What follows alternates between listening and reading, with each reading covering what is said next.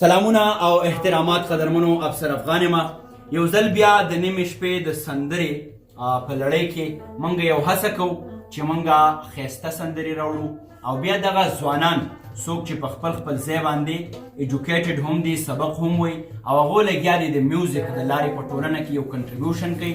هغو غواړي چې دغه موسیقي په داسې انداز باندې مخکې ویسي کوم چې زمونږ د امن دپاره، زمونږ د وطن د ودانۍ دپاره او د کلهم انسانیت دپاره د خوشحالۍ زیری راوړي. او دغه زمونږ انټنشنز دي، څه ته چې شعوري هڅه وایي. موږ یو کوشش کوو چې څنګه په دغه معاشره کې خپل د برخې کنټریبیوشن وکړو او هغه موږ هم د دغه لارې کوو. راشد خان راشد زما د دغه لړۍ ډېره جوته او په خبره هغه راسره هم هر وخت وي. دغسې سعد حیدر د چا چې BS تیسیس هم په رباب باندې دي هغه راسره وي او د سیاسیاتو یا د پولیټیکل ساینس د څانګې زده کړه کوونکی دریاب هغه هم زمونږ د دغه لړۍ ملګری دی. نبي شاه زمونږ یار دی، زمونږ زړګی دی، دغسې بنډارونو کې راسره دی هم ناسي، ایجوکیټډ ځوان دی. میا مجاهد صاحب څوک چې په ګلف ټایم کې د چیف ایډیټر په حیث باندې کار کوي، هغو نن راغلی دي. دا زمونږ بله خوشبختي ده. حمزه زمونږ ډېر تکړه ملګری ناست دی او د دوی تر څنګه مانا نوم هیریږي اشفاق صاحب راسره هم ناست دی، سکندر راسره ناست دی او نبی عطاالرحمن ماما راسره هم ناست دی. موږ کوشش کوو چې دغه موسیقي د دیو وړاندې راوړو او دغسې زموږ څومره چې کتونکي دي زموږ د فیسبوک یا زموږ د یوټیوب هغو له هم څه ښکلي څه ورکړو. راشد جانه د ډیوې لاندې تیاره وي، د بې حسابه مینې دا نښه وي، په نه خبره باندې شر جوړ شي.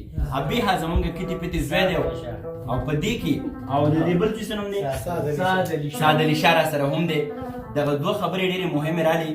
ماشومان که د مشرق که د مغرب دي، د جړا د خندا او د جړا انداز یو دی. دغه ماشومان که په داسې محفلونو کې ناسي، د دیو په لاشعور کې په ذهن کې سافټنس راځي، ښکلا راځي، دیو د میوزیک په خوږو باندې پوهیږي او موږ به د خپلو ماشومانو هم دغسې ښکلی تربیت کوو چې په دیو کې د ډایورسټي، د پلورالېزم، د کو ایگزسټنس او د دې تر څنګ د برداشت هغه ماده را پیدا کړو. نو دا ذکر دغه لړۍ کړی دی. راشد جانه دا خبرې ډېرې زیاتېږي، سندرې له راځو که دې خوښوي. نو تاسو اول یو ساز وغږوئ او بیا به سندرې له راشو.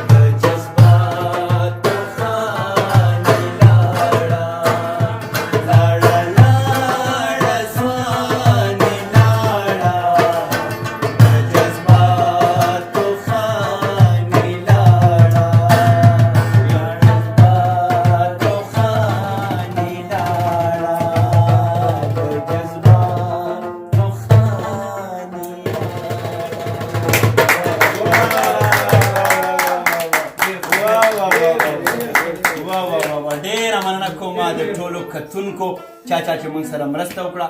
ښاد، آباد او بریالي اوسئ.